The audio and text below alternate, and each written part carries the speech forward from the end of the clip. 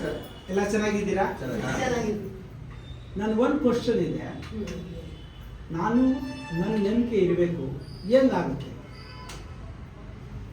How you can protect your image ಮನೆಯಲ್ಲಿ, ಸೊಸೈಟಿಲಿ, ರಿಲೇಷನಲ್ಲಿ, how you can protect your image? ಏನೋ ಆನ್ಸರ್ ಇದೆಯಾ? ಫೈನಾನ್ಷಿಯಲಿ ಚೆನ್ನಾಗಿದೆ ಅಂದರೆ ಪ್ರೊಟೆಕ್ಟ್ ಮಾಡಿ. Super, give big applause. So nice. So ಇದು ಒಂದಿದ್ರೆ others we can not in our hand. ಬೇರೆದು ನಮ್ಮ ಕೈಲಿ ಇಲ್ಲ. ಬಟ್ ಇದು ಚೆನ್ನಾಗಿದೆ ಅಂದರೆ others can I get support. ಮನೆಯಲ್ಲಿ ಸಪೋರ್ಟ್ ಮಾಡ್ತಾರೆ, ಸಮಾಜದಲ್ಲಿ ಸಪೋರ್ಟ್ ಮಾಡ್ತಾರೆ, ದೇಶದಲ್ಲಿ ಎಲ್ಲಿ ಹೋಗಿದ್ರೆ ಸಪೋರ್ಟ್ ಆಗುತ್ತೆ. ಬಟ್ ಫೈನಾನ್ಸು ಸಪೋರ್ಟ್ ಮಾಡೋಕ್ಕೆ ಹೇಳಿದರೆ ಯಾರು ಕೊಡ್ತಾರೆ? ಇದು ಹೆಂಗೆ ಮಾಡಬೇಕು? ನಾವು next question, how you can do this? ಹೆಂಗೆ ಮಾಡ್ಬೋದು? ಏನು ಉತ್ತರ ಇದೆಯಾ? ಇದೆ ಸರ್.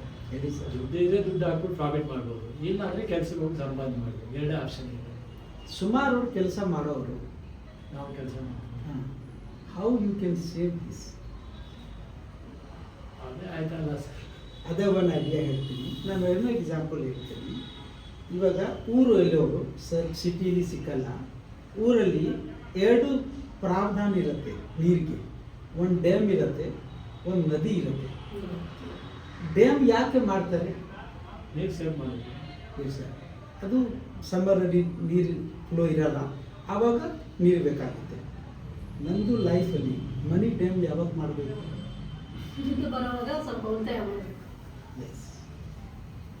ಸೊ ಇದು ಏನು ಹೇಳ್ತಾರೆ? ಫೈನಾನ್ಷಿಯಲ್ ಪ್ಲಾನಿಂಗ್ ಹೇಳ್ತಾರೆ. ಜನ ಒಂದು ಗೊತ್ತು, 3 ಸ್ಟೇಜಲ್ಲಿ ನಾನು ಒಂದು ದಿವಸ ಖಾಲಿ ಮಾಡಬೇಕು ಪ್ರಪಂಚ. ಏನೋ ಸ್ಥಿತಿ ಇದ್ದರೆ 3 ಸ್ಟೇಜ್ ಇರುತ್ತೆ. ಒಂದು ಬಾಲ್ಯಾವಸ್ಥಾ, ಯಂಗಾವಸ್ಥಾ, ವೃದ್ಧಾವಸ್ಥೆ. 3 ಅವಸ್ಥೆಯಾಗಿ ಆಮೇಲೆ ಖಾಲಿ ಮಾಡಲೇಬೇಕು. ಯಾರೋ ಹೆಂಗಿದ್ರೇನು ಖಾಲಿ ಮಾಡಲೇಬೇಕು. ಈ ಸೆಂಟರಲ್ಲಿನೇ ಖಾಲಿ ಮಾಡ್ಬೋದು, depend on call. Okay. So ಈ ಥರ ಇದ್ದರೆ ಇವಾಗ ನನ್ನ ಒಂದು ದಿವಸ ಎಲ್ಲ ಗೊತ್ತು, ವಯಸ್ಸಾಗತ್ತೆ, ಮಾಡೋಕ್ಕೂ ಕೆಲಸ ಮಾಡೋಕ್ಕಾಗಲ್ಲ. ಆವಾಗ ನಾನು ಹೆಂಗೆ ನನ್ನ ಸ್ವಂತ ಇಮೇಜ್ ಕ್ರಿಯೇಟ್ ಮಾಡ್ಬೋದು, ಹೆಂಗಿರಬೇಕು? Without money how you can live? Question mark. And this is not to your me problem. In India 95% problem ಇದೆ. Only 2% have the adequate provision. Rest of everybody in same boat. So ಇವತ್ತಿಂದ ಒಂದು system change ಮಾಡಬೇಕು. ಏನೋ ಯಾವಾಗ ಆದಾಯ ಇದ್ದರೆ ಏನು ಮಾಡ್ತಾ ಇದ್ವಿ? ಇನ್ಕಮ್ ಬರುತ್ತೆ, ಎಕ್ಸ್ಪೆಂಡ್ ಮಾಡ್ತೀವಿ, ಆಮೇಲೆ ಸೇವ್ ಮಾಡೋಕ್ಕೆ ಕೋಶಿಶ್ ಮಾಡ್ತೀವಿ. This is the 100% wrong system. ಇವಾಗ ರಾಂಗ್ ಸಿಸ್ಟಮ್ ಇದ್ದರೆ ಏನಾಗುತ್ತೆ? ರಿಸಲ್ಟು ರಾಂಗ್ ಬರುತ್ತೆ. ಕರೆಕ್ಟ್? ಡೆಫಿನೆಟ್ಲಿನಾ? ಸೊ ಸಿಸ್ಟಮ್ ಹೆಂಗೆ ಸರಿ ಮಾಡಬೇಕು? ಇನ್ಕಮ್ ಬರುತ್ತೆ, minus saving, rest of expenses. 10% ಮಾಡಿ, 20% ಮಾಡಿ, 30% ಮಾಡಿ. ಏನೋ ಪರ್ಸೆಂಟ್ ನಿಮ್ಮ ಮೈಂಡಲ್ಲಿ ಇರುತ್ತೆ. ಫಸ್ಟ್ ಇದು ಮಾಡಿ. ಫಸ್ಟ್ ಏನು ಮಾಡಬೇಕು? ಇನ್ಕಮ್ ಏನು ಬಂದರೆ ಒಂದು ಕಡೆ ಇಟ್ಬಿಡಿ, ಆಮೇಲೆ ಖರ್ಚು ಮಾಡಿ. ಖಂಡಿತ ಸೇವಿಂಗ್ ಆಗುತ್ತೆ. ಉಲ್ಟಾ ಮಾಡಿದರೆ ಜೀವನ ಹೋಗುತ್ತೆ, 1 ಪೈಸಾ ಉಳಿದಿದೆ. Okay.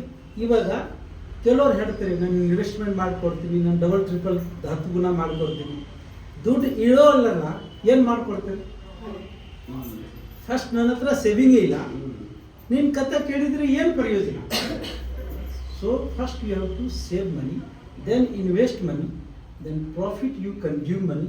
That is call third bucket theory. ಇಷ್ಟು ಜನ ಇದು ಫಾಲೋಅಪ್ ಮಾಡ್ತಾರೆ. ನಾಳೆ ಹೇಳ್ತಾರೆ, ನಾನು ಪೂರ್ತಿ ಜೀವನ ಕೆಲಸ ಮಾಡಿದ್ದೀನಿ, ನನ್ನ ಹತ್ರ 10 ಪೈಸಾ ಇಲ್ಲ, 10 ರೂಪಾಯಿ ಇಲ್ಲ. ನಾವು ಹೆಂಗಿರತ್ತೆ? Because your whole life spend on wrong system. You have to make the system correct system. Income expense ಏನಿದ್ರೆ ಸೈಡಲ್ಲಿ ಇಟ್ಟು ಫಸ್ಟ್ ಸೇವ್ ಮಾಡಿ, ಆಮೇಲೆ ಎಕ್ಸ್ಪೆಂಡ್ ಮಾಡಿ. 100% you going to save. Thank you.